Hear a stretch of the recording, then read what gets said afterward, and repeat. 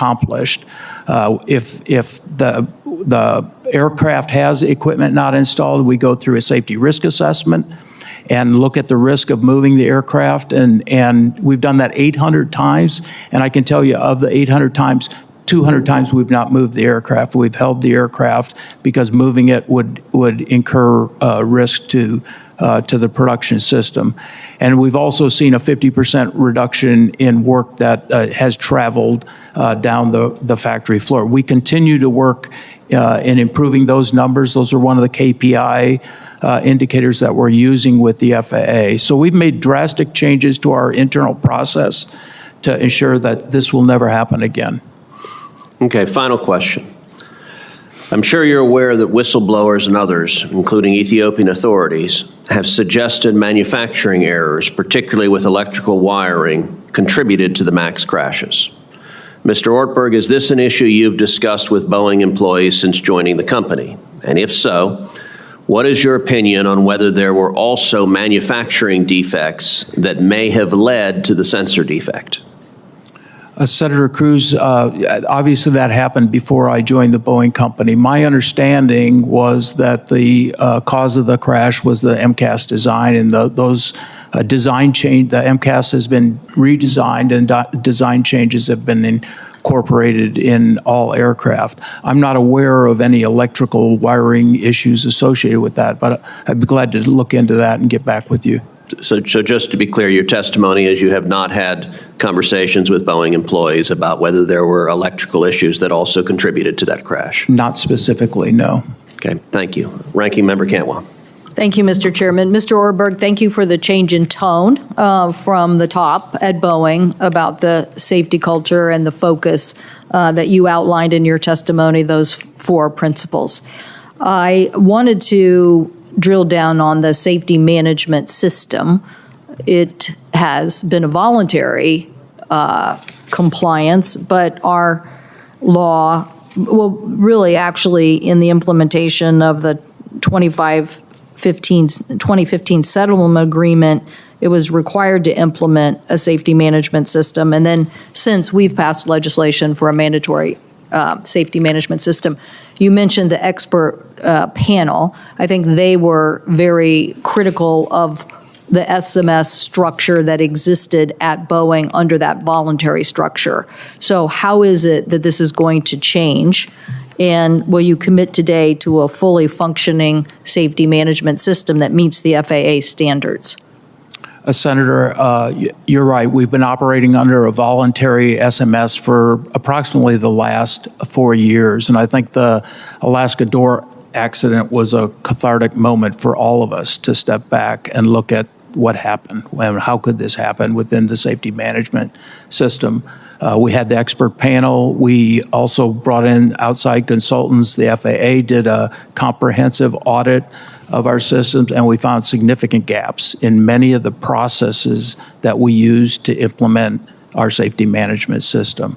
Those gaps are all a part of our safety and quality plan that we're working with the FAA to improve the overall performance. I'm absolutely committed to a mandatory safety management system. I appreciate your leadership there, and we're working to get that done. Actually, I'd like to have that in place by October of this year. We've submitted our draft to the FAA, and we're absolutely committed to moving to a mandatory SMS. Thank you. Thank you for that commitment. The expert panel couldn't have been more specific about this particular recommendation, and I think the industry writ large also thinks it's the gold standard. So certainly appreciate that. Now, when it comes to the ODA FAA oversight and the delegation of authority, this is not, I think the person in charge of this at Boeing has recently been let go or put on leave. So you can tell me how you plan to bolster this position within the company.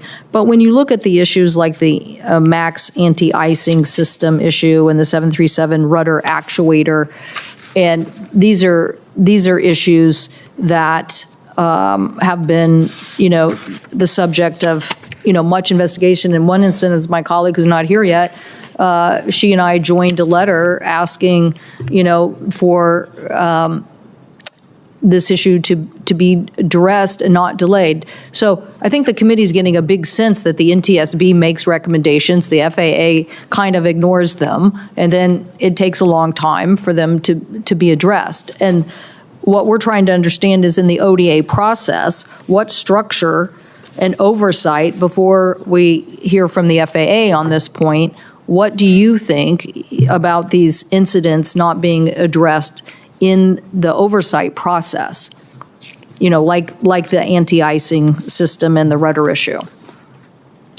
Senator, we've taken a look at the IG report, which has several recommendations, a series of recommendations to the FAA. Many of those recommendations require support from the Boeing company to provide information and data.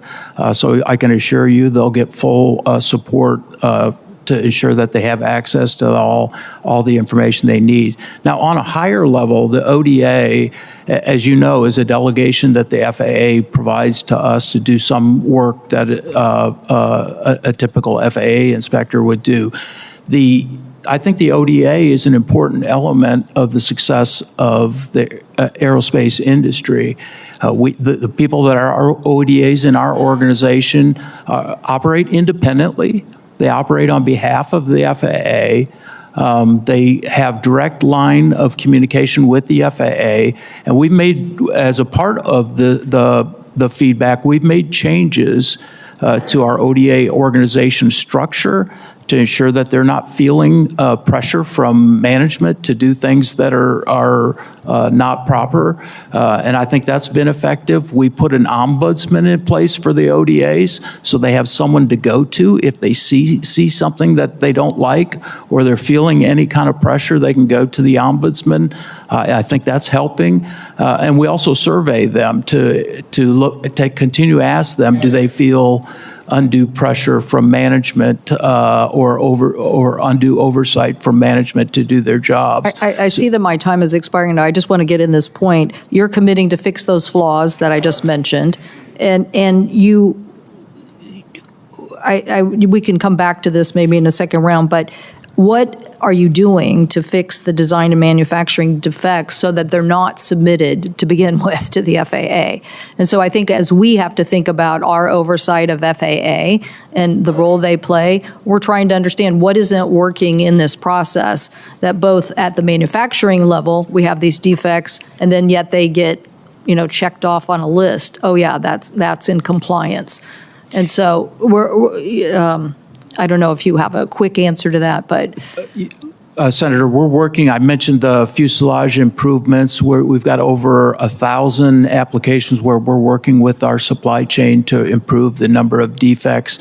I think a main component of that is we have to get to root cause. We can't just fix the defects. We have to get to root cause and make sure the defects go away. So we've enhanced our focus on root cause analysis and ensuring that we're understanding where these defects are being generated and that we're stopping the defect generation so that we're not dealing with them. That's the fundamental improvement that I think we'll see.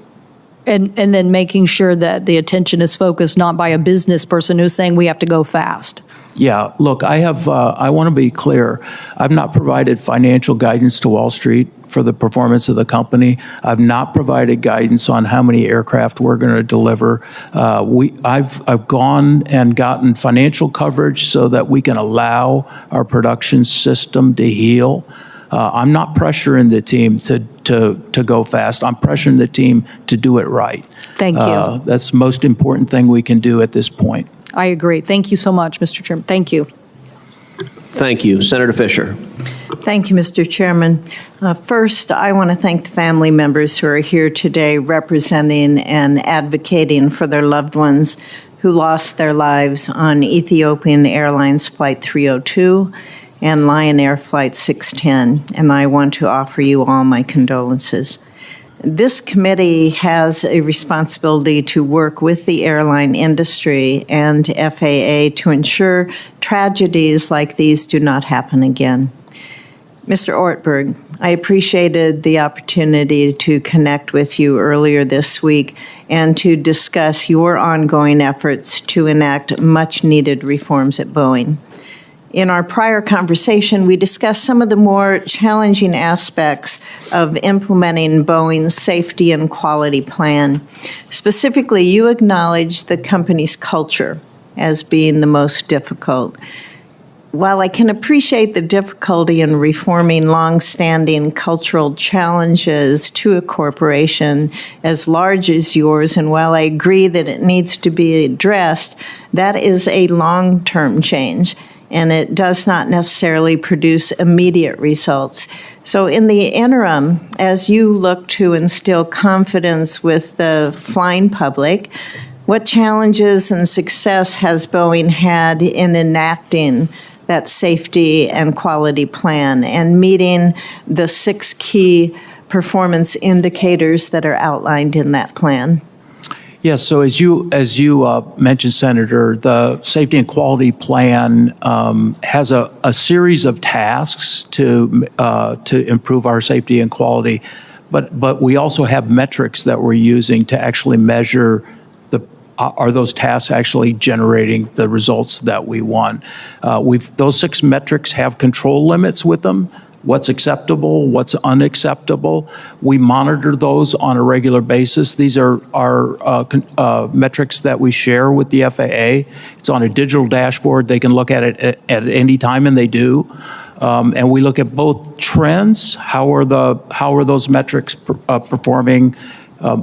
Day on, and what does the trend look like, but also what does the absolute number look like. So far, and it's early, admittedly early in our production recovery system, so far we're seeing the results that we expect. The key metrics are trending in the right direction. They're not all exactly where we want them to be, and we didn't expect that. So we continue to measure that. We do that actually across our fleet of aircraft, not just on the 737 MAX program. Those metrics will be kind of the basis that we'll use for determining are we able to go to a higher production rate. And if those metrics are not showing production stability, then we won't request moving to a higher production rate. We monitor them regularly, and we talk with the FAA monthly about how are we doing with the key performance indicators. And I appreciate the focus on safety. We have to have that. But in our call, I also brought up to you the concern with the production rate, with the timeliness of it. And you told me that Boeing's currently delivering planes 2 years behind schedule, about 2 years behind schedule. My concern with those delays are the potential for negative consequences for both national security and for commercial operations. How, when you're looking ahead at production rates, how long do you think, and I know it's early in your tenure, but Boeing should be able to deliver planes in a timely fashion while also meeting the high safety and quality assurance expectations from the FAA, from your customers, and from this committee, what this committee expects. So what steps do you see Boeing taking to reduce the production delays while still adhering to the plans? So are Senator, those the metrics, the 6 steps, the metrics that you're seeing? And when do you anticipate, in a good setting, when do you anticipate to be able to offer some confidence to the public on that? So, Senator, just to be very clear, we won't ramp up production if the performance isn't indicating a stable production system. We'll continue to work on getting to a stable system. So I have not provided a date as to when we're going to get up to a 38 a month rate. I suspect it'll be sometime this year. I'm hopeful that that's where the production rates or the production stability allows us to go. I will tell you, I've talked to almost all of our airline customers, And they know they're frustrated with us because we're late, as you point out, on aircraft delivery, but they also know that we've got to do this right. And I can tell you, I've got 100% support from them to do it right. I'm not going to push to get the aircraft and end up in having additional issues. Get it right. We'll be patient with you. And, you know, the good news is that our customers have stuck with us. And I expect that they will. And once we get the production system stable, we'll move up in production rate. I don't think we'll ever get to where we recover to all those deliveries. I don't think we'll ever get to a rate where people have their airplanes all when they originally ordered them. But I think our customers understand that, and they're working with us.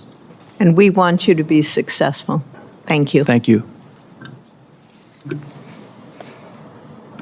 Thank you. Senator Klobuchar. Well, thank you much, Chairman. I just want to start by expressing my deepest sympathies and appreciation to those who are here today who lost loved ones. We just lost a Minnesotan, Wendy Jo Schaefer, in the tragic midair collision in Washington, D.C. And my thoughts are with all of you, and I hope we can make this better. As Chair Cruz noted in his opening statement, there was a recent close call unrelated to Boeing involving a Delta jet that was filled with Minnesotans, including a member of my staff, that came within 500 feet of a military plane. I actually talked to the DOD over the weekend, Mr. Chairman, and they have assured me this is going to be an immediate FAA investigation. From what I understand, this was not about the airline, and we have to figure out what went wrong here. So my questions of you, Mr. Ortberg, thank you for being here. In your testimony, you discussed the efforts to elevate Boeing's safety and quality culture and how you have engaged workers in the process, generating 26,000 improvement ideas from employees. Could you talk about how you have what work you've done on open communications, and how are you ensuring that employees continue to speak out on issues when they see them? Thank you, Senator. The culture change and allowing people to speak up is critically important to me, and I think to the success of the long term of the Boeing company. We've made significant changes in our business processes to get people, as I mentioned, closer to the people building and designing the aircraft. We've initiated a culture change process within the company, which, again, I believe culture starts with the values and behaviors at the top, the leadership. We need to walk the talk, and people need to see that in the organization. We're putting those values and behaviors into our performance management system so that people are evaluated, and their annual performance is determined based on how they exhibit those values and behaviors. We're putting it in our training program so that we're training our leaders. We're also making leadership selection decisions based on how do these people exhibit the behaviors in the company. Okay, thanks. Go ahead. You have one more thing. My experience is that once people understand what behaviors are acceptable, they tend to align to them. It's when we have a leadership that maybe is not exhibiting the behaviors that are on the poster on the wall, but not exhibiting those. People are smart. They figure out how to understand what they're really being rewarded on. So we're really working to change that culture, and I think get to a culture where people feel free to speak about issues and communicate across their teams so that we can get issues resolved quickly before they turn into bigger issues. Thank you. We also have the issue of pipeline of workers, and the Wall Street Journal did a report on this just last year. Senator Moran and I got included in the FAA reauthorization, our bill that created a new grant program to train aircraft manufacturing technical workers. Could you talk about what you've done to make sure that we're getting in more workers and what we should be doing better on that front? Senator, we spend a lot of activity in early STEM education, supporting STEM-related activities to try to get more young students into STEM fields to support the work that we need. Our workforce is relatively stable right now, which is good. I think we came out of COVID and had significant workforce demand. We've been through that. Our focus right now is on training and ensuring the people that we've brought in are effective and efficient in what they're doing. Thank you. Just one last question. Following the Alaska Airlines Flight 1282, the door blowout, can you walk through what the enhanced oversight, because since then you've been under this enhanced oversight, walk through it very quickly compared to the previous oversight, FAA oversight? So there's additional formal inspections being done at Boeing. There's more formal inspections being done at Wichita. Every door, whether it's a door plug or an active door, is going through additional inspection to make sure there's no workmanship errors that would require rework at a later date in our production facility.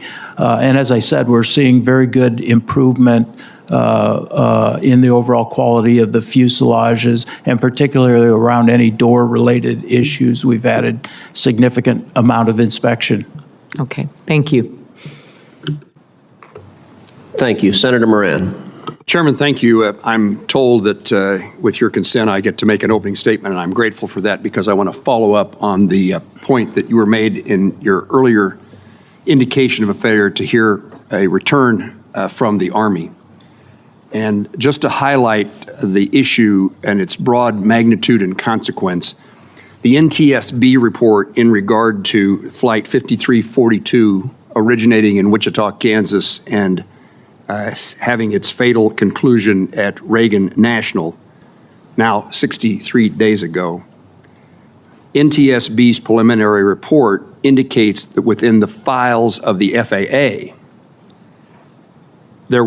the indication is that there were 15,000 near misses between a helicopter and a commercial airplane at Reagan National between October 21 and December 24. 15,000 near misses. NTSB also found in the records of the FAA, it's possible for a helicopter on Route 4 to have as little as 75 feet of vertical separation from airplanes on approach to runway 33. That suggests to me there are significant challenges and potential tragedies that take place at Reagan on a consistent basis, known but not responded to over a long period of time. And one of those issues, because of the potential for those near misses and the fact that they are happening on such a frequency, with such a frequency, is the issue of ADSB out, for which the chairman and the ranking member are seeking information from the Army as to why, at potentially on all occasions, ADSB out is turned off. And so, Mr. Chairman, I'm grateful for your efforts and your indications of how seriously you take this circumstance and your demand for information. In today's hearing, now to my opportunity to ask questions, this accident that occurred 63 days ago reminds me of the fragility of life, and it makes me even more compassionate and concerned for the victims of those who died in previous crashes. It's a wake-up call and an opportunity to reassess things that are really important in life, and we need to do everything, as we know we need to do, to make certain that those who fly know they are safe, because they are safe. I'm going to ask you, Mr. Ortberg, about a number of things related to Wichita and manufacturing there, but I want to highlight my view that before we talk about the economic and job opportunities that occur with your company, that the most important thing for a future of the aviation industry is the public knows they can fly safely, because they can. In the absence of that, there really is no future for the aviation, for the commercial aviation industry. And so safety undergirds everything that you need to do and that we need to do for a future for your company and a future for the aviation industry in our country. So I want to ask you specifically about some things in Wichita. You were kind enough, you were gracious enough on your third day on the job to visit Wichita. You've indicated in your testimony the role of Spirit Aerosystems to the Boeing company. And I don't know that you said this in your testimony. If you did, I'll repeat you, but otherwise, Boeing is in the process of acquiring Spirit Aerosystems. That is a hugely important company in Kansas, our largest private employer, employing about 12,000 people. And I want to use this opportunity because it will be rare for folks back in Kansas to have the opportunity to ask you about what the future of their jobs are and what the future of many businesses who rely upon work at Spirit. We have hundreds of small businesses who do work for Spirit. Who do work for Spirit, but also do work for Boeing. And so it's not just one company, it's not just Spiro Aerosystems, it's the whole system by which Kansas aerospace and aviation, the air capital of the world, operates.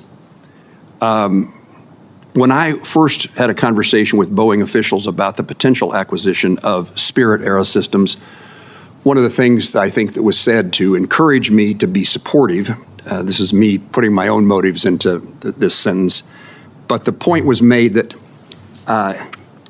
it was indicated that without the acquisition of Spirit Aerosystems, the new generation of any aircraft developed by Boeing would not involve work in Wichita or work in Kansas.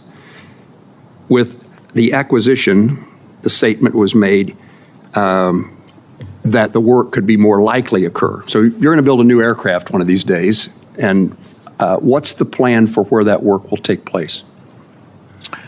Senator, we are an airplane company. We will do a new airplane.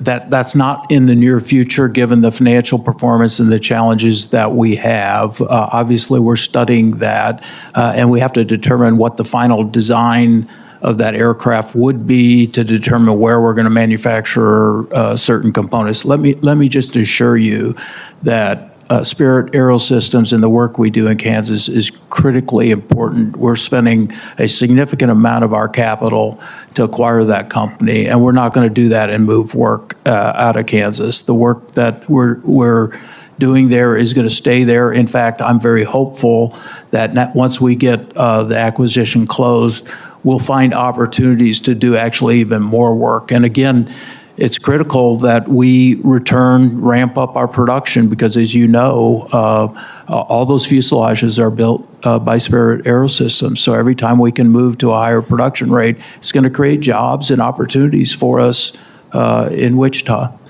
What's the reason that the acquisition of Spirit makes sense, is necessary for the purposes of Boeing building a safer aircraft and having a process in place that works better than what we saw with the door plugs? Senator, we really believe that being able to focus the organization and integrate it within our commercial production system as a one integrated organization will help us be more efficient and will help improve the overall quality and performance of the fuselages that we're getting from Spirit. Now, as you know, it's not just 737 fuselages. We also have defense-related activity, and I'm also excited about the opportunities to couple that with our defense business to grow the work that we're doing there. There's great people in Wichita. You and I had an opportunity to go meet with them. There's great development of the workforce going on for future employees in Wichita. It's a great opportunity for us to exploit that workforce and build more products in Wichita. Mr. Ortberg, you surprised me by bringing up the topic of defense work. I was going to forego that this morning because on every occasion you and I have had that conversation because I insisted on it. You voluntarily brought it up, and I'm appreciative that it causes me to then ask this question. First of all, congratulations to Boeing on its successful Air Force contract with the F-47 INGAD. What can I expect in regard to work in Kansas that would help fulfill that contract?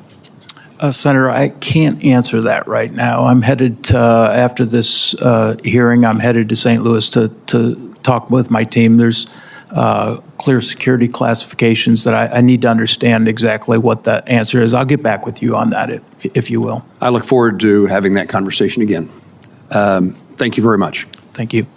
Thank you. Senator Duckworth. Thank you, Mr. Chairman. Again, thank you, Mr. Ortberg, for meeting with me a couple of weeks ago on a January earnings call, and this is to touch on some of the questions you've been asked, but I think it's important to clarify. On a January earnings call, you told investors that you wanted to get through the production cap of 38 jets per month and ultimately reach a production of 42 per month by sometime this year.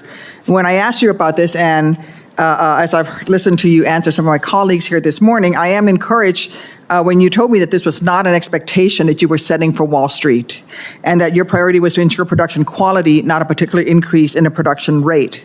Can you assure this committee that you have not set a 737 MAX production goal for this year, and that neither Boeing's directors nor its other senior management are under pressure to reach a particular production rate by the end of this year? Senator, we have an internal plan. We have to have an internal plan to allocate our financial resources. So we have an internal plan that has an assumption on the number of aircraft, but we have not committed that plan externally. Normally, airplane manufacturers put out a number of aircraft that they will deliver, and then they march to that throughout the year. We are not doing that. We're not putting out either the financial component or the number of aircraft we'll produce. I have said what I've said here today, which is I do hope that we move move above 38 per month this year, sometime later this year. When that happens is when these KPIs indicate we're ready to do that. And obviously, we have to have the FAA oversight, and the FAA essentially makes a decision as to whether they approve our ability to move beyond that rate. In light of that internal plan, can you assure this committee that neither you yourself nor any other board member or senior manager at Boeing has a financial incentive tied to an increase in production rate? We have, Senator, we have a incentive plan that's based on the overall performance of the company. If we produce higher airplanes, that will result in higher performance. So it's indirectly, but we don't have a specific number tied to that, and nor have I communicated a specific number to the employees in the company. So the employees are not marching to a particular airplane production rate. But if the production rate increases, there is financial incentives for yourself and other board members and senior managers. Our annual incentive plan has sales, profit, the normal financial measures, and obviously the more airplanes we deliver, the higher those numbers would be. Okay, I want to go to the delegation of inspection authority, a discussion that has already happened today. In October, the DOT's Inspector General found FAA's oversight of Boeing production was not effective. The FAA's oversight was so bad that the IG issued 6 separate recommendations to the FAA to fix its process.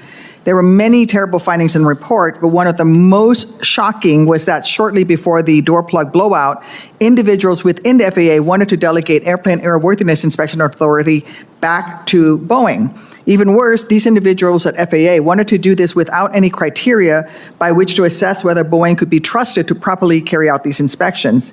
It isn't just unacceptable, it's a total dereliction of duty on the part of the FAA. Prior to the 737 MAX crashes and production problems with the 787, FAA allowed Boeing to self-inspect their aircraft to ensure they conform to the FAA-approved type design. However, in the wake of the MAX crashes, we learned that Boeing had abused this authority. Boeing had knowingly and repeatedly produced 737 MAX aircraft with non-functioning angle of attack disagree alerts in blatant violation of the plane's approved type design. And I believe strongly that FAA must not delegate inspection authority back to Boeing until, at a minimum, FAA fixes its own ineffective oversight of Boeing's productions. Mr. Ortberg, will you commit to not seeking and not accepting delegation of airworthiness inspection authority from the FAA until the FAA has implemented all 16 recommendations from the October Inspector General report? Senator Duckworth, what I can commit to is that we are working transparently with the FAA, and will support by providing them whatever information they need from the Boeing company to address the IG report. Those recommendations were specific to the FAA, so I'd have to defer to them in terms of their plans relative to implementing those recommendations. That's not what I'm asking you. It is up to the FAA to determine if delegation is permissible, but it will be up to Boeing to decide whether to accept that delegation of that responsibility. You're trying to restore Boeing's reputation. I don't see how it would help that effort for Boeing to return to inspecting its own airplanes for federal compliance while the FAA's oversight process is still broken. That would just look like Boeing is taking advantage of a hobbled regulator. Will you commit to not seeking and not accepting redelegation until FAA fixes its oversight by implementing all of the IG inspector's recommendations? Senator, again, we have to work very closely with the FAA. They're our regulator. They provide the oversight and direction, and so I can't commit to that. Why not? If they came to you right now and say, we want to give you inspection authority back today, would you accept it? Only if that made sense relative to in performing the tasks and the overall safety of the aircraft. We would not sacrifice safety of the aircraft by asking for delegation. I'm asking you to commit to not accepting it until the process has been fixed. So you would accept it back? Senator, delegation is a very important part of our business process and how we interact with the FAA. So we have to continue to go forward with delegation. We are committed to make improvements where improvements of needs have been identified. But you have a track record of abusing that self-inspecting authority. And you've already said that you and senior managers and board members would make more money if you can put more aircraft out. I think that it is not appropriate this time for you to accept that delegation of authority should it be offered to you by the FAA before the FAA has met all 16 of the IG's recommendations on how to fix the inspection system. Thank you. Senator Blackburn. Thank you, Mr. Chairman. Mr. Ortberg, thank you for being with us today. I think that listening to this today, it made me think of Secretary Duffy's remarks that it was time for you all to have some tough love. And I agree with that. And I appreciate the conversation around how dedicated you are to addressing a comprehensive safety plan. That is important. And I want to talk with you about what you're doing to improve your company's culture and that work culture. This is a very important part of any business. It appears that your company work culture has been frayed. So very quickly, what are you personally doing to change this work culture at Boeing? Senator, the first thing I'm doing is leading by example and getting our people closer to the people doing the design and the production of the airplane. So, tomorrow I'll be in St. Louis with the people that are manufacturing military airplanes on the floor. Next week I'll be in Everett, Washington with our wide-body team, talking to union members about the difficulties that they're having in manufacturing the aircraft and what we need to do to help them be successful. So that's the first step in changing the culture, is getting people to recognize that leadership's role is to help the organization be successful, not to make themselves successful. So we've got a lot of activity underway to do that. We've made How are your employees responding to that?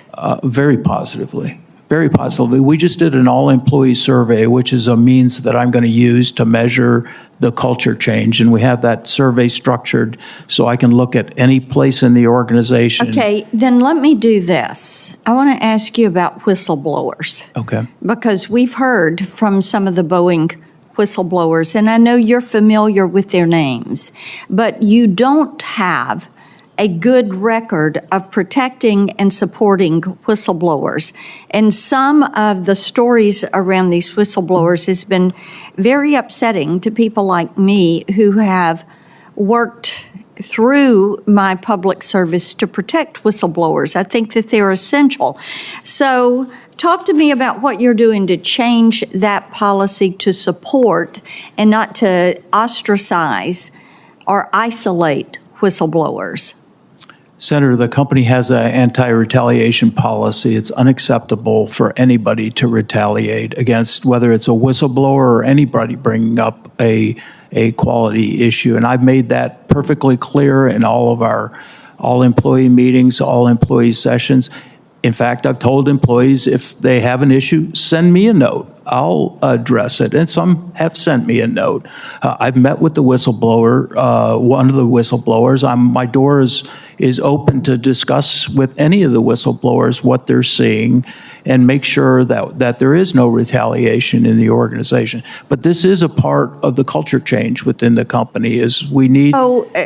Not to interrupt, but I want to ask you, are you stepping back to some of those whistleblowers who have experienced a less than positive relationship? Are you righting those wrongs? Senator, in many cases, the whistleblowers that I'm aware of, those activities happened a long time ago.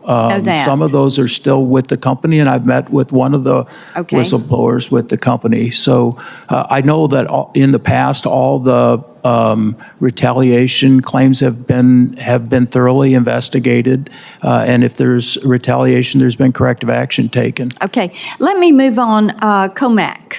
I think we're all concerned about COMAC and the Chinese Communist Party, and the CEO of Ryanair recently said they were open to buying planes from COMAC. We're all concerned about competition that would come from China and the Chinese Communist Party.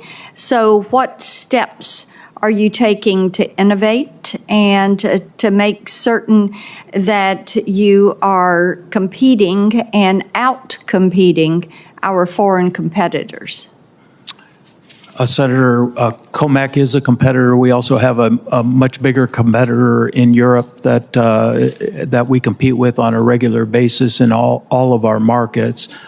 We have to stay competitive. We have to invest in the future of our company. We're investing in new versions of the MAX aircraft. We're investing in the new largest wide-body airplane, dual-engine airplane in the history with our 777X program.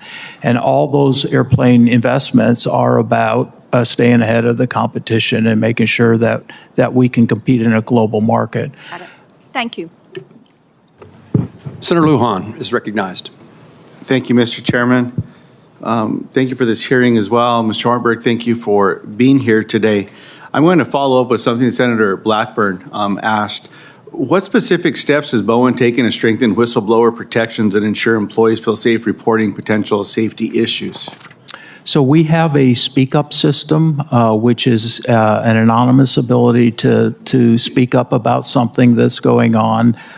We have a chief compliance officer who's independent from the organization, reviews those speak-ups, and I have a monthly meeting with that chief compliance officer to make sure that if people are bringing things up anonymously, that their anonymity is retained. Look, our policy, as I said, we have a clear anti-retaliation policy, and if we see any retaliation, then we address that immediately with disciplinary action, up to including dismissal. Appreciate that.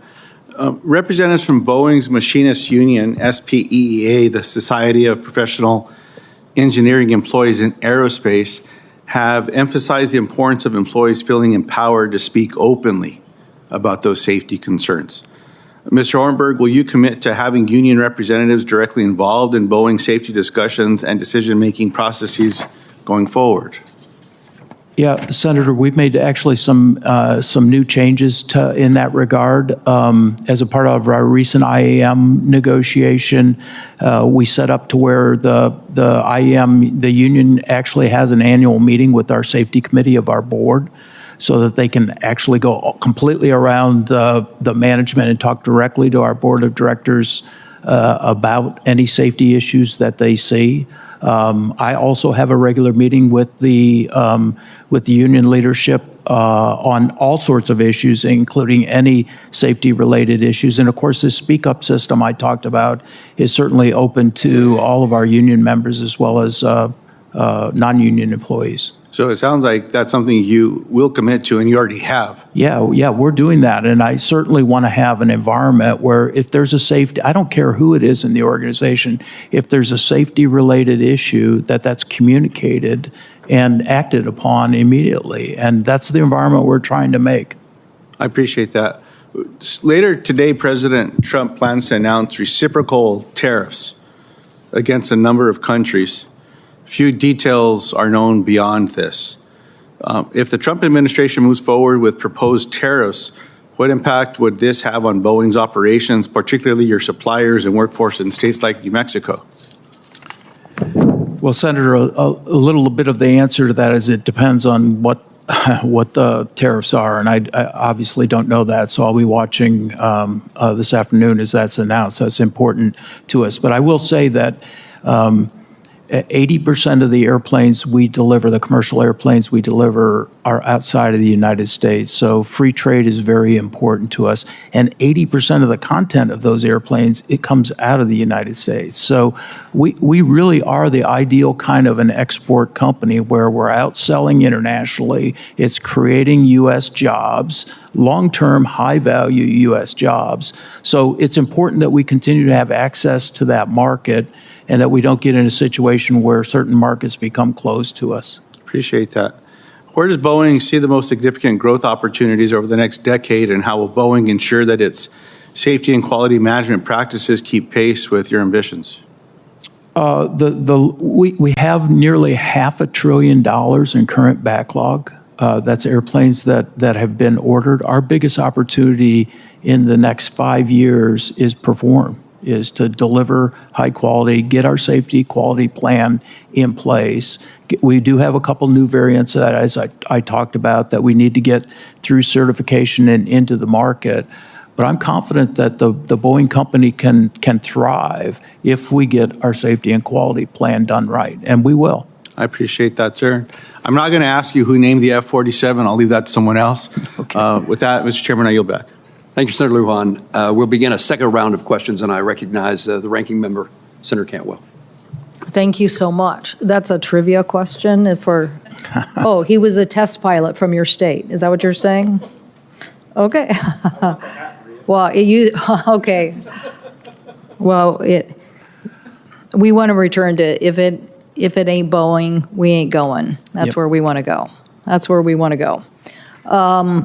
This questions on ODA and compliance, I just want to point out that in the 2020 Act that we passed in the aftermath of the MAX crashes, we mandated that you cannot delegate certification tasks related to critical functions. So we basically have said you can't delegate.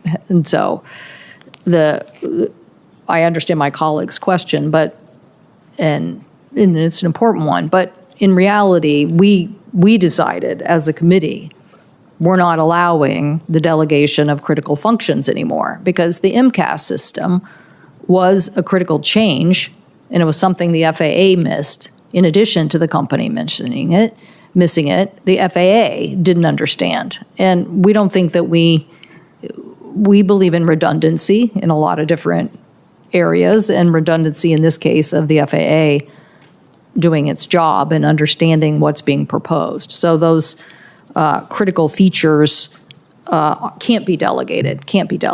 And so the FAA has to do its job. And so I think in the next time we get, we have a nominee now for an FAA administrator. These will be very relevant questions for them on their strategy, but we will be asking them how they're going to have the workforce, the technological expertise, and all of that to stay at pace and then to make an ODA system work. But we're not allowing them to take critical safety features. We're not allowing them to delegate that. So anyway, that'll be an interesting point. Now, I do think the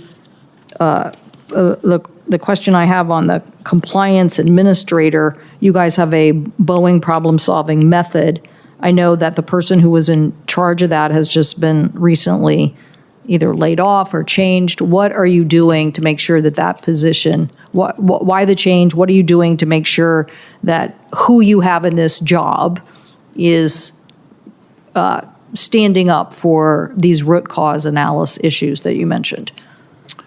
Senator, we'll go through a elaborate interview process and ensure that we select the best talent to do that job. That's critical. A critical component of that job is to be able to provide that overall independence, and we recognize that, and we'll fill it with the appropriate person when after we get through the interview process.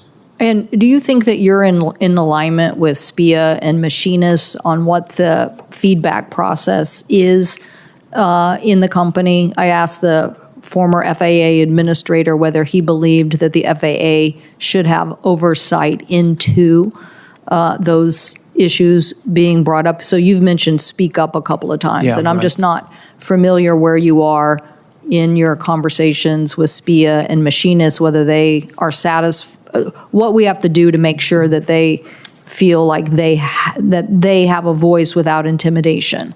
Yeah, I think we're making progress, Senator, in that area. We do a survey to make sure we understand what is the current situation. We've seen 3 times the number of speak-ups in the last year over the prior year, so that gives you an indication that people are feeling comfortable to use the system. We still have culture work to do. I think that there probably are people in the organization who say, I'm not sure I feel comfortable about utilizing the system. And we continue to work on that to make sure that everybody feels comfortable utilizing it. But we are seeing improvements. We also have improved the system so it's easier to use. And I think that's helping as well. Well, I think going back to the expert panel report, they were saying that the processes on SMS are not, I'm quoting now, structured in a way that ensure all employees understand their role, and the procedures and training are complex in a constant state of change, creating employee confusion, especially among different work sites and employee groups. So I think this getting this employee input, and then what would you say about the FAA having some insight into that? Listen, this committee is, we're having a very big discussion with both FAA and NTSB on trend reports. The NTSB is identifying a lot of trends, and we're saying, well, why, FAA, aren't you paying attention to the trend reports? In fact, we also mandated, a requirement that they publish a trend report every year so that we can see what the NTSB thinks are those trend reports. So are you committed to the FAA having some insight into that process, whatever it becomes, where the machinists and SPIA members can speak up and the FAA can have some insight into that? Yes, Senator, we're absolutely committed to that. And I've talked to the FAA. I've talked to Chairman Hammond from the NTSB to make sure they know that we'll be transparent and provide them the information to allow them to do that. I think Chair Hammond has publicly said she believes the next accident is lying in the data. And that we need to do a better job of analyzing the data. We've stepped up our in-service data collection process for our airplanes in service, so we can do just that, start doing more data analytics on what we're seeing, identify trends before they become incidences. And I think what she says is absolutely right. We need to be transparent. The industry needs to be transparent thank you for that. On this data. I see my time has expired to go to the next round, but that is a change. What you just said is a big change, is it not? The in-service data analytics. Yeah, Senator, this is a massive change that we've been making in the company. We've talked a lot about manufacturing changes, how we build the airplane, how we design the airplane, but it's also super important that we pay attention to how the airplane is being operated.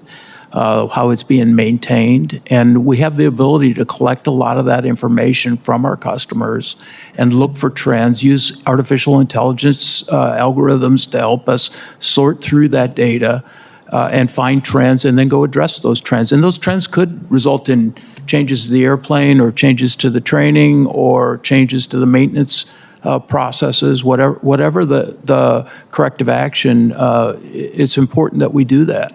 Well, I actually believe that you could do a better job at analyzing that information faster and getting that to your engineers that give them data to think about things. And so I think that's a very, very important change. And I also just, as my colleague was asking about trade, I'm not going to ask you about that, but I would just point out that the world demand for airplanes is 40,000 planes over, I think, the next 10 years. So the race is on. Yeah. So I really appreciate you getting the safety right. Thank you. Senator Markey. Thank you, Mr. Chairman, very much. I first want to offer my deepest condolences to the families of the victims of the Boeing crashes who are here today. Thank you for being here.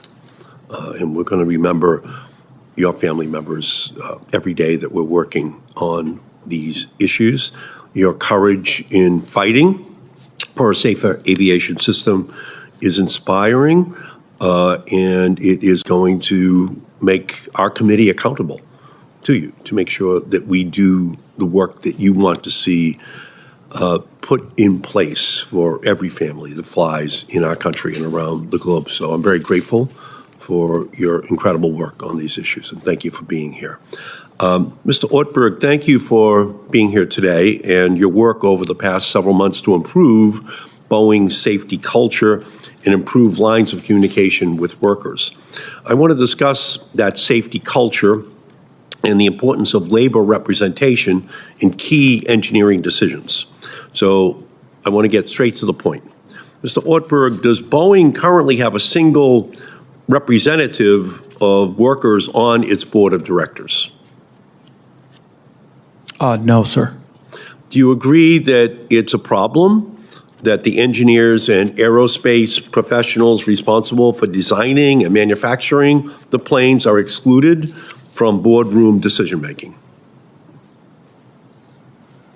Senator, as I mentioned, we have a process where we do have the union membership come and meet with our Aerospace Safety Committee of our Board of Directors on an annual basis to discuss with the board any issues that they see, whether they're safety-related or any other related issues. They also have access to me and the management of the organization.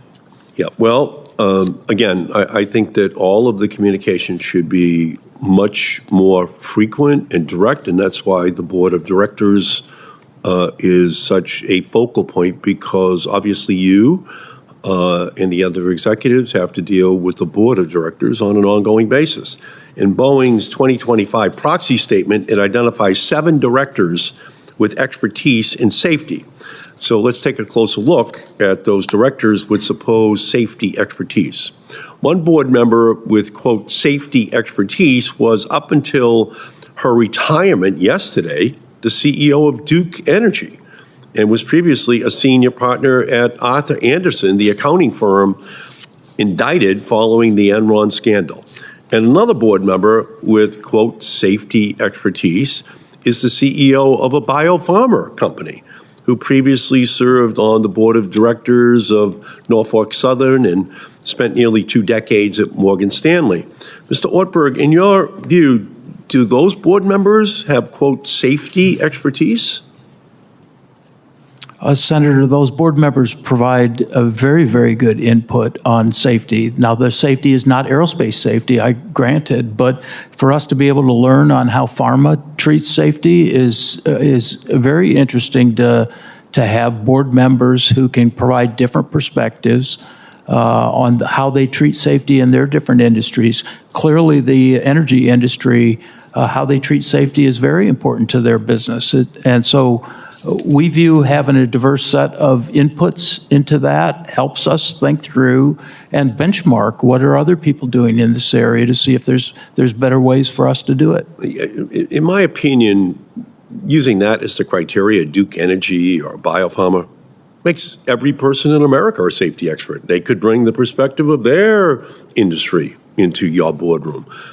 And I just think that that's absolutely not accurate, that there has to be a particular expertise about the aerodynamics that are at the heart of your industry. And that's a very, very specialized kind of safety knowledge. So there's no way that these board members should qualify as safety experts any more than any other industry should. And I recognize that Boeing has added a couple of individuals with real expertise and experience flying planes and overseeing important organizations over the past few years. But Boeing's board still includes numerous financial professionals and no representatives from its workforce. Financial engineering and real engineering, never the twain shall meet, just two different concepts altogether. So let me address this from a different perspective. The FAA has delegated authority to Boeing to conduct certain safety and compliance oversight on its design and manufacturing processes. In return for that delegation, the public should be confident that Boeing is prioritizing safety at all levels of the organization.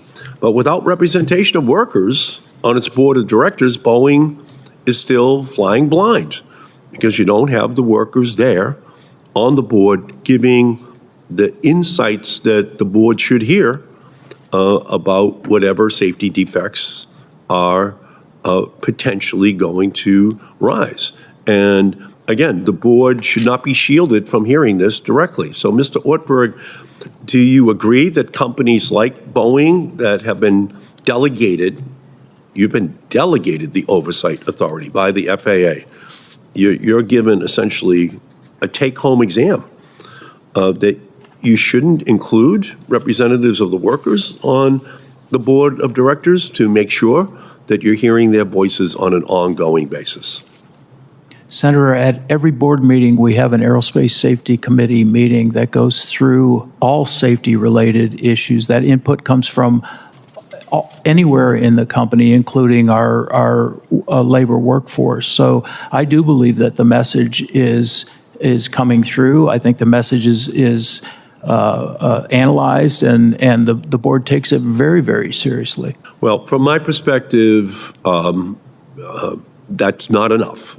That the board members themselves should be hearing from a worker with expertise in safety issues. So they're hearing it directly in every board meeting, what the concern is that workers may have.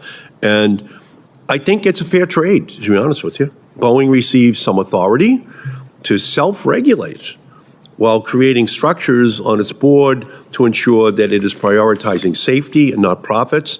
And that's why today I am introducing the Safety Starts at the Top Act, which will require major aerospace manufacturers that have been delegated regulatory oversight from the FAA to include multiple labor representatives and safety experts on their board of directors.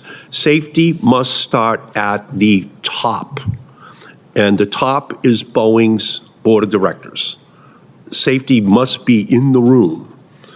Expertise must be in the room, and I'm looking forward to working with my colleagues to ensure that kind of representation is on the board. And I thank you, Mr. Chairman. I thank you, Mr. Chairman, for your indulgence. Senator Markey, thank you. Senator Rosen. Well, thank you. I really appreciate that. And I want to thank the chair and ranking member for holding this really important hearing today. And last year, this committee held a hearing to discuss the findings and recommendations issued by the Organization Designation Authorization, ODA, the expert review panel. In that hearing, I asked a question about how the ODA report found that input from Boeing's pilots were neither consistently nor directly delivered to the highest levels of decision makers in the organization. I believe it's essential to make sure that pilots have a seat not just in the cockpit, but at the table, so that we ensure their expertise guides and enhances airline safety. It's why I'm glad to see that in the summary of its new safety and quality plan, Boeing has committed to elevating human factors and strengthening the role of pilots in the design process. So, Mr. Ortberg, how has the role of pilots in the Boeing design process changed since the ODA review? What are you doing differently now?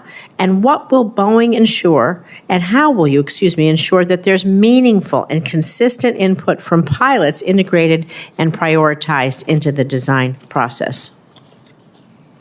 Senator, first of all, I agree with the premise of your discussion. We really do need to have very strong input from the pilots in both the design and the operation of the aircraft. And we've changed our organization. We've added a human factors chief engineer, which is a pilot, who spends time understanding the interaction between the pilot and the aircraft in all the design aspects of the airplane, but also the operational aspects, looking at our manuals, looking at our fault trees to make sure that from a pilot perspective, how will that interaction with the aircraft happen.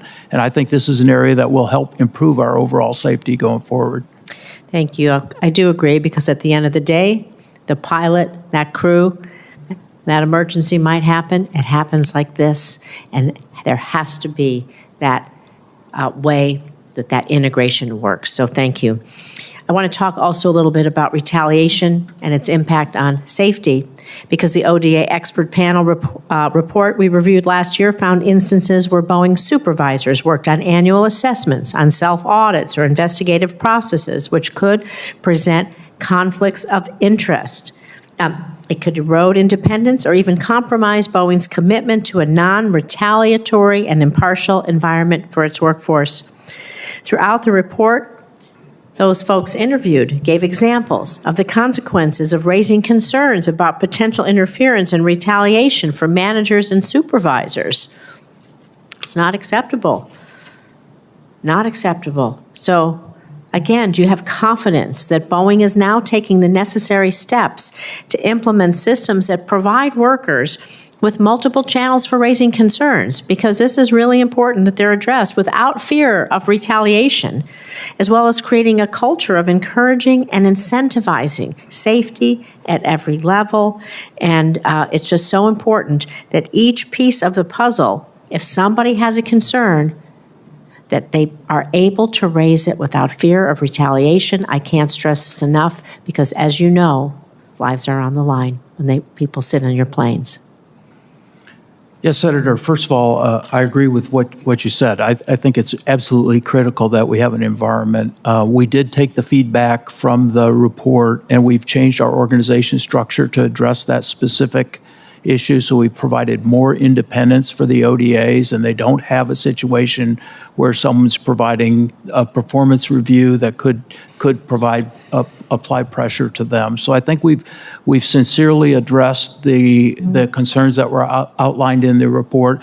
And as I said before, we've added an ombudsman as well to the ODA, and that gives them someone to go talk to if they see something or if they're concerned about bringing up an issue. And we think that's having a good effect as well. So I believe we are addressing those issues, but we'll continue to monitor it. And if we have to make more changes, we'll do that, because I absolutely agree with you. People need to be free to make the right decisions without any kind of over pressure from management. Thank you. I have just one question. Is very brief. If you could be brief about it. You talk about you're rebuilding your human factors expertise. Not everything can be done by AI and artificial intelligence or machines and all of that. We still need to be engaged. So how is the process of rebuilding this capability, the human factors, going at Boeing? So we just stood up this organization, and it's an organization that's filled with pilots. We've also developed what we call ECABs, which are actually cockpits that they can go fly. They fly designs. We have potential design implementation. They go fly those to look and understand what the pilot implication is early in the design phase, so that they can drive human factors related requirements into the design, and we don't have to deal with it later on after the design is done. So I do think we're making really good changes to get more of that upfront in the design and development process, and we're filling this with world-class people who are very expert at flying aircraft. Yeah. Thank you. I yield back. Thank you, Senator. Senator Blunt Rochester. Thank you, Mr. Chairman, and really appreciate the convening of this hearing. On behalf of the families who are before us, as a senator who represents individuals who perished in the most recent flight in Washington, D.C., this hearing about aviation safety is critical to all Americans and in our ability to have confidence in flying. And so, Mr. Ortberg, thank you so much for taking the time to speak with me prior to the hearing as well. I want to focus my questions on workforce. And I served in the state of Delaware as head of state personnel. And so I understand the challenges and the importance of hiring, firing, retention, culture, as you've talked about. The fact that we have an aging population in this country, and that really impacts retirements and our workforce planning and succession planning. Boeing's workforce, its engineers, its machinists, safety inspectors are the backbone of the company's ability to manufacture safe and reliable aircraft. However, recent safety concerns and production delays, coupled with over 4,000 layoffs in November and December of 2024, suggest that Boeing's workforce may not be adequately supported, trained, or staffed to meet the company's own quality and safety commitments. And from my understanding, if I were to order an airplane today, it could take more than a decade for it to be delivered, which suggests major challenges in the production pipeline, challenges that might stem from workforce shortages or training gaps. Can you talk to me a little bit about workforce planning, describe how current or projected workforce shortages are affecting the company's ability to maintain its safety and production standards? Senator, one great thing we have is that our mission is awesome, and people want to work for the Boeing company. So we really don't have a challenge attracting people who want to work for the Boeing company. I think where our challenge is more making sure that we can train them. Mm-hmm. The kids of today are more digital than mechanical, and so that means a different set of training curriculum for when we bring them into the company. Our retention's quite high. Mm-hmm. For all the challenges we've had. That's actually good. So, my focus right now on our employees is engagement, mm-hmm. better communication, mm-hmm. and helping train them to do their jobs more effectively. And I think if we continue to do that, mm-hmm. Our mission will remain awesome. We'll be able to recruit who we need to make the company successful.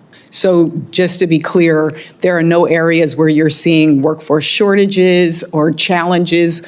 As a state personnel director, we were challenged with, again, people leaving, that talent, that brain drain. You don't see that in any area, particularly in safety positions? I saw that much more 5 or so years ago than what I see today. I mean, I'm sure there's a pocket within the company where we need some additional resources, but in the main, I don't see any major resource gaps for us to execute our plans. If it would be helpful as a follow-up, if you could go back and just share with us if there are any particular areas, especially since I'm also on the committee that works on labor. And so looking at education and labor and making sure that there is a real pipeline is really important to us. The FAA and the NTSB rely on Boeing to maintain strict internal safety reviews. However, every company has employees that make difficult workforce decisions such as retiring and seeking other employment. So again, just ensuring that your new hires are even trained. Can you talk a little bit about how you're adequately training new hires to prepare them to uphold your safety commitments? Senator, this has been a big part of our safety and quality plan with the FAA is additional training. We've added an additional 550 hours of curriculum to our training because we found some gaps in what we were training. On average, we've increased the training program by about 20 hours from, say, around 120 hours to 140 hours. So we are increasing the training. We're also adding competency evaluations for our employees before they get onto an airplane and start doing work to make sure they're competent in the work that they have to do. If they don't pass the competency, they go back through additional training to make sure that they are trained to do the actual work that they're doing. We've also kind of changed how we're training. We found that in a lot of cases we were training people in a lab and that didn't replicate the actual environment that they once they go out and build the airplane. So we've brought actual airplane parts, tried to replicate much more of the actual work they're going to eventually do in their training program. I would just close with, as I shared with you, we have some of my constituents that work at Ridley Park. They take great pride in their work. They've been fortunate to have good leadership, union leadership as well, that have advocated for fair wages and safe working conditions. And I would love to follow up on your relationship with labor unions, and particularly with increased automation and global competition, just the concrete steps that you've taken to protect and sustain union jobs for the long term. Thank you, Senator. Senator Young. Thank you. Thank you, Mr. Chairman. Mr. Ortberg, great to have you here today. I appreciated the phone call we had just days ago, and want to learn more in coming days, weeks, and months as it relates to your new strategy for improvement. But you've done a good job answering questions today. There is, as we discussed, there's been a public loss of trust due to systemic issues that have put lives at risk at your company. I get the sense from our conversation and also your answers to questions today that you realize this, you're committed to changing this, and we are here to the extent we can be constructive in that effort, either critically or supportively in making sure you succeed. Relatedly, AI, automation, and data analytics, I keep hearing have the potential to revolutionize production, not just in the aerospace industry, but also seemingly every other facet of life and certainly manufacturing.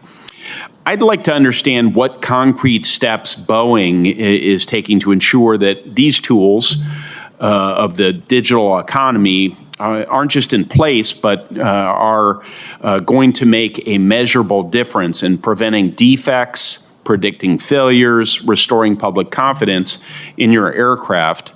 Has Boeing integrated AI or automation to detect defects before planes are delivered to customers? And if so, how effective has it been so far? Senator, we use generally large language models. We're using those large language models right now to enhance our assembly instructions and our documentation to make sure that it's clear, it's more concise, and that will help with the overall safety and quality of the aircraft. I know we're doing data analytics as well using AI algorithms. I'm not an expert on that, so I can't give you too much details, but certainly can look into that and get back with you. But I assure you our team is looking at how to utilize AI to do the data analytics to find trends and predict trends and improve the overall performance of the aircraft. That's great. I know it'll be important to your customers, to the broader public, and to your employees moving forward. You have 8,000 direct and indirect jobs that your company supports just in the state of Indiana alone. I want to thank you for that. Almost $500 million of economic impact on our state. In light of these new tools like AI and automation, can you speak to steps that Boeing is taking to ensure that the employees are adequately trained and prepared for this future of aerospace, which we all anticipate bringing more safety to the operations and things we manufacture as well? Yeah, so within our engineering organization in the company sits expertise in AI, and we have our own internal AI algorithms, so we're not using external algorithms and data. And we have a training program where we train new engineers on how to utilize these AI tools in their everyday tasks. So, it's almost like, how do you design a circuit card? You have to have training, and people have these tools, and they're available to our engineers, and they utilize them on a day in, day out basis. If there are things that we can be doing here at the federal level of government to change existing workforce training programs, to better prepare even our young people for these jobs of tomorrow, which increasingly seem here today. So the changes in the technology and therefore the workforce skill needs are changing so quickly, but we want to keep up the best we can. So please don't hesitate to work with members of this committee on optimizing those programs or replacing them if necessary.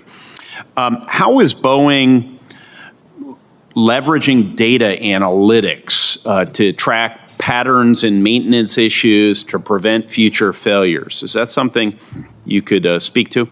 Yeah, we have a program we call our COST program, which is a program with our airline customers where they report data to us, and we have a large base of airline customers. Not everyone reports, but most of them do, and that allows us to analyze events, look for trends, follow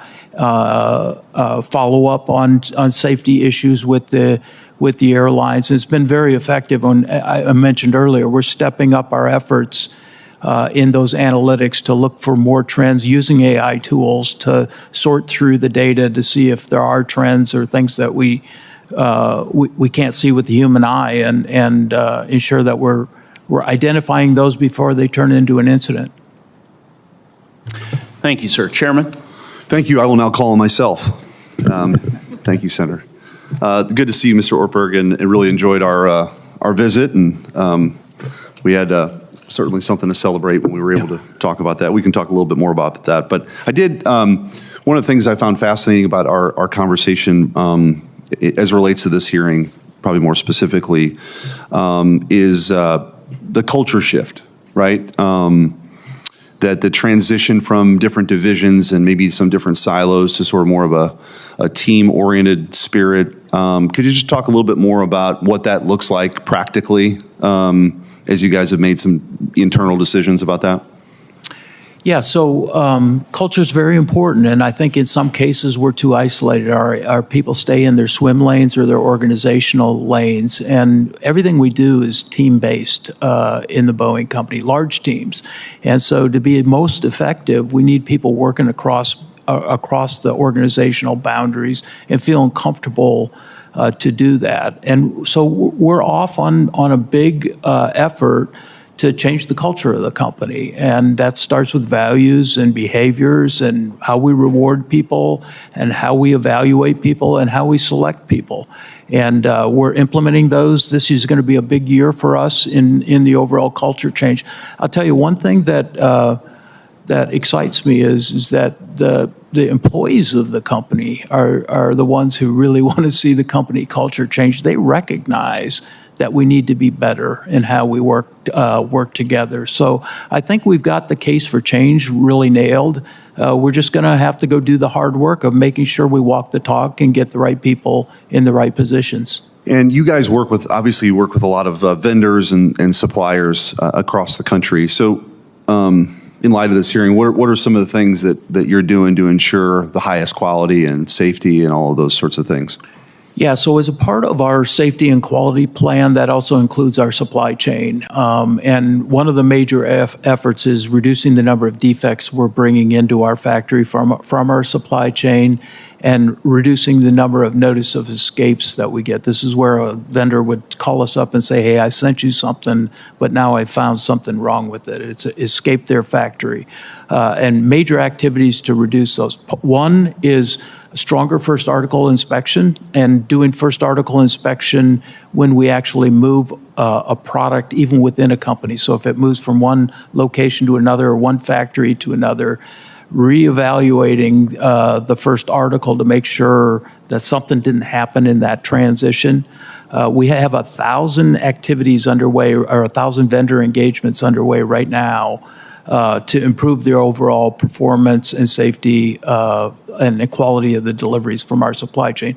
And we are seeing better performance. I mentioned earlier the fuselages that we get from Spirit Aerosystems. We've seen a 56% reduction in the number of defects that we're having to do repair on in our factory facilities. And we got more work to do there, but I do think the getting to root cause and getting these defects out of our supply chain is just as important as getting them out of our Boeing production system. Well, switching gears just a little bit to something that obviously hits home. I also serve on the Armed Services Committee, and the Next Generation Air Defense or Dominance, the program was, whether or not the administration was going to move forward was sort of paused in the previous administration. Then the selection of what that next gen fighter was going to look like. We got some clarity about 10 days ago, and I couldn't be more thrilled. Of course, St. Louis is the sort of the hub of the operations on the military side, and we're building the F-47. There's thousands of jobs. I know everyone is very excited about that, not just for our country, but in Missouri. Could you just talk a little bit about that program and how you see that playing into this architecture of our national defense? Well, first of all, this contract award is very, very, very important to the Boeing company. In fact, I'm going to St. Louis tonight to go congratulate the team on this very, very large win, and we're honored to be given this opportunity. Our fighter business in St. Louis is historically legacy fighters, the F-15, F-18. As you know, the F-18 is reaching towards the end of its life. So this is an important program for us to continue our fighter franchise in St. Louis, and will create jobs and opportunities for a long time coming. So we're very pleased to have that. It's generational. We're happy about that as well, and look forward to working with you on that and so many other issues. Mr. Chairman. Thank you, Senator Schmidt. Mr. Ortberg, the FAA has played an integral role in solidifying a safe approach to production adjustments at Boeing following the Alaska Airlines Flight 1282 incident. As Boeing continues to monitor its KPIs and begins to increase production as appropriate, it will likely grow more autonomous in its internal oversight. As Boeing regains autonomy and eventually increases production caps, how will Boeing guarantee safety without enhanced FAA oversight? Senator, I'm not aware of increased autonomy that will come as we increase production rates. We're going to continue to provide transparency to the FAA on all the key performance indicators. We will go through a series of production increases. So the first one, cap, is at 38, but we will go through the same process for every subsequent rate increase. And if the KPIs aren't showing that we're meeting the performance, then we won't move forward with a rate increase. So I think this is a good practice. I think what we have in place, it's data-driven, it's not subjective. We've agreed with our regulator on what things we need to be measuring. If we find we need to adjust that, we'll do that. But I think getting to a data-driven process, I think, helps them also have insight and prioritize where they should focus. If our key indicators in one area are not good, that allows them to say, okay, we need to put more oversight in that particular area because there's instability in the production system. So again, I think the system we have in place, the plan we have in place, will be effective not just in the near term, but for the long term. Since you've become the chief executive officer at Boeing, there have been significant changes on the board and in the leadership. As the leadership changes, this affects the culture at Boeing. What personnel changes have been made at Boeing, and how have these impacted the safety culture at the company? Well, in my opening remarks, Senator, I made the comment we've made massive organizational and people changes. And if you go back to the door plug time frame, just to kind of time frame the changes, we've got a new chairman of our board, we've got a new CEO, we've got a new head of our Boeing commercial airplanes. We have new people in many of the program management roles. And so we are changing, as we're changing the culture, we're also changing people to make sure they're focused on safety and quality as the foundation of the company. And so far, I'd say the results are showing good results. We'll continue to have to refine either promoting different people or bringing some additional people from the outside to help us on our journey. But I think the progress we've made so far looks like we're getting the results we want. Ranking Member Cantwell. Thank you, Mr. Chairman. I just wanted to ask a couple of follow-ups on the just broader subjects. But one, is the company concerned about a corporate monitor in the DOJ discussions of the settlement with the families of the victims? Are you concerned about that? Do you have a problem with that? No, Senator, as I'm sure you're very aware, we had an agreement with the DOJ. We reached an agreement which did include a corporate monitor. That agreement was not accepted by the courts, and so we're in the process right now of going back with the DOJ and coming up with an alternate agreement. And I want this resolved as fast as anybody. We're still in those discussions, and hopefully we'll have a new agreement here soon. Do you have a problem with the corporate monitor? Senator, I don't want to prejudge what the outcome of those discussions is going to be. I don't personally have a problem, no. Okay. On the, I mentioned in my statement thermoplastics. Do you see this thermoplastics as a really game-changing manufacturing technology focus? Is it really what people are saying? Is it really something that we as a nation have to get focused on? By that I mean our skilling of a workforce, test bedding technology, being ready for the next big aviation change. Yes, Senator. First of all, I appreciate your leadership in this particular area, and the hub work that you've done in Washington is very helpful for the Boeing supply company. chain has done it. We just lifted that up a little bit. Yeah. Yeah. No, I think thermoplastics offer a huge advantage for the future, and probably more to streamline the production of aircraft. And so I think it is one of those major important technology areas we should be investing in. And I think it's going to find its way into many applications in the future aircraft environment. But do you see it as something that if we neglect, that we could fall behind in as a nation juxtaposed to other countries? And I mentioned earlier the demand for 40,000 planes worldwide. I mean, that's an unbelievable. If the nation is about 2 million, I think we've come up with this number, 2 million impacted workers in aviation in general. But if you think about what 40,000 plane represents, it's a huge demand increase. But if getting a big part of that means doing the right investments in innovation, and we've always looked at this and said, get the safety right, focus on the innovation. Right.